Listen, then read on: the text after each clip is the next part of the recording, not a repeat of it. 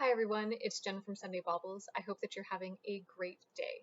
This is a video that I'm bringing to you to talk a little bit about some less than scrupulous things that can happen in jewelry sales. And today we're going to talk about a common scam that happens on different marketplaces like Etsy or eBay or other places where sellers are able to post listings. What happens is a seller, and I use that term really loosely, steals images of jewelry and posts them as their own. They usually add very attractive prices in the hopes that these listings will sell very quickly. Then they're able to quickly close their accounts, take that money, they never ship anything because they never had anything, and they run with it. So in this video, I'm going to tell you more about this. I'll show you an example from Etsy that I recently encountered, and I'll give you some tips on how you can protect yourselves. We'll begin by looking at the listing. This beautiful lavalier pendant was surfaced in my Etsy feed. Now you'll note that I've taken the precaution of blocking out the seller's information and identifiable factors. The goal here is not to go on a witch hunt, it is simply to share information. This is a beautiful aquamarine lavalier, and the price seems too good to be true. Now I've taken the liberty to convert that for all of my US followers. Essentially, this is a gold lavalier. They're saying 9-carat gold and aquamarines, including a very large center stone and 2 smaller stones, for just over 204 US dollars. Now, let's begin to take a very close look at the listing because that price should cause you to think twice. The first thing that I noticed was the typo in the title. It's aquamarines. People often make typos. It's a normal thing to happen, but when you see it in a listing, it's worth thinking twice and wondering, could this be a red flag? Next, you'll note that this item is not antique. So they've even said that it's a 1930s period. We'll see a little bit later in the listing. Looking at it, we also know that it's not antique. This is not a piece that's at least 100 years old. I would not date it to the 1920s or earlier. It is definitely later. Note that it has a lot of beautiful gold on it, but this is not what was in style during the early 20s. Third, there's a created sense of urgency. So not only is the item on sale, which automatically populates this red text, but they also say sale price in the title, and there's a little bit of a countdown going on. This is a really common sales tactic to get people to buy right away. Now, each of these things independently could just be an error on the part of the seller, but we're going to keep going. Next up, we've got the details. Let's begin to look at these. First, there are no specifics. There's no stone measurement. There's no length on the necklace. If you're going to buy a necklace, those are some of the things that you really want to know. How long is it? Is it going to fit around my neck? So it seems really unnatural that these would be the only details on the item. Next, there's the vintage and antique contrast. They're being used interchangeably. They're saying antique 1930s. We know that antique is 100 years or older. It's also been flagged as a vintage item. Inconsistencies are another red flag. Finally, the shipping cost is exorbitant. Now, this is something that I know from buying frequently. Any of the locations in the world that I buy from do not charge $62 for shipping. Unless there's some sort of really special courier service being used, which is highly unlikely, this seems very odd. Finally, we'll go back to the main page, and this is something that you're going to see on every page on Etsy. There are a very low number of sales and reviews. Now, this isn't to say that you cannot trust a seller that has a low number of sales and reviews, but you should carefully consider what is included in them. For this shop having 27 reviews, it's only at a 4.8 score, which makes you wonder what is happening in those 5 reviews. You should definitely go and read them in depth. Finally, understand who you're buying from and what their policies are. This shop has no policies whatsoever. So that was for sure another red flag for me. They're really beginning to stack up. Review the other listings that the shop owner may have. Here's another one, same shop, an Albert chain bracelet in gold, 9 inches long, sale price. Let's take this one apart. Note that same sense of created urgency.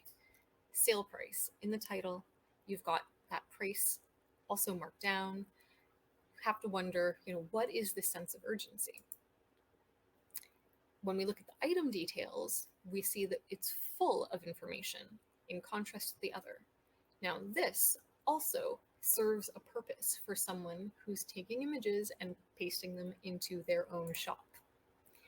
26 grams of gold for $363 Canadian.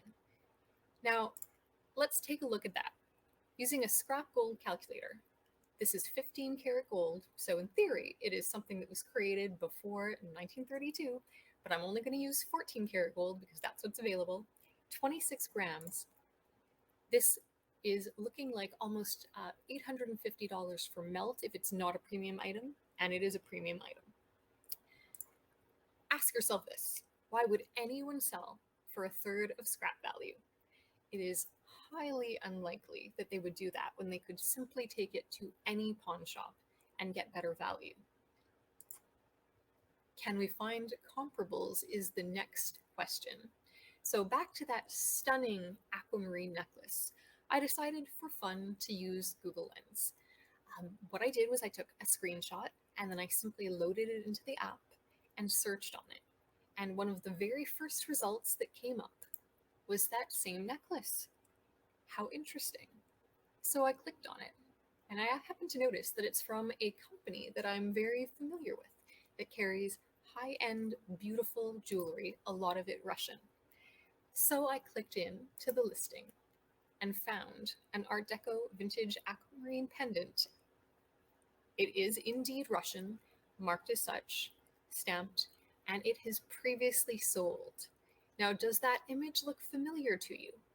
It should, because this is the exact same image and the only image that was offered on that SC listing. Naturally, I had a few questions and I decided to contact the seller. And I simply asked a few questions about length and size and for pictures and video, standard things that I normally do. And this is the response that I got. This is also quite typical, is to say, oh, can't get to it right now. The idea is they're trying to buy time so that you feel like you should really buy while that sale is on.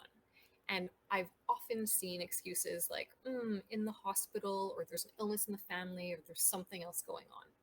Again, these things on their own are not necessarily enough to make you stop buying, but when they all compound together, they should cause you to pause.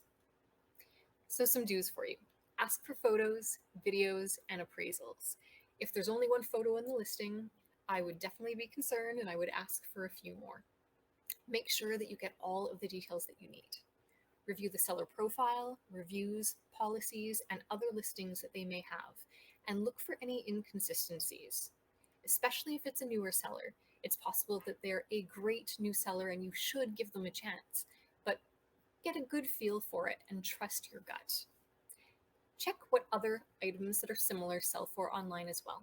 And this is always a good practice, especially if you plan on buying a higher end piece or you're investing a little bit more. You should check to see what things go for. Don't expect when you're looking for antique and vintage jewelry to find the identical items unless someone has stolen an image, but it's nice to get those comparables. And some don'ts. Don't be afraid to walk away. Yes, a deal may look incredibly attractive, but if you end up losing, it's no deal at all. Don't allow your decision to be rushed. Even if there's a sale on, always know that you can ask a seller for that price if that sale period of time elapses. If you're an interested buyer, they are interested in doing business with you. And if they've shared their best price, they are likely to honor it if they're reputable. Don't be intimidated. I've also gotten responses back in cases like this where they almost try to shame you into not asking questions. Oh, you must not be buying a lot of jewelry like this. Oh, you must not be familiar with vintage and antique jewelry. You should know. Responses like that, condescending attitude, is not appropriate. When a seller is selling, they should be interested in educating you because they should feel great about the pieces that they're thinking about selling you, and you should feel great about adding them to your collection. This isn't a transaction that is meant to be full of pressure. These are my top tips. And remember to always trust your gut.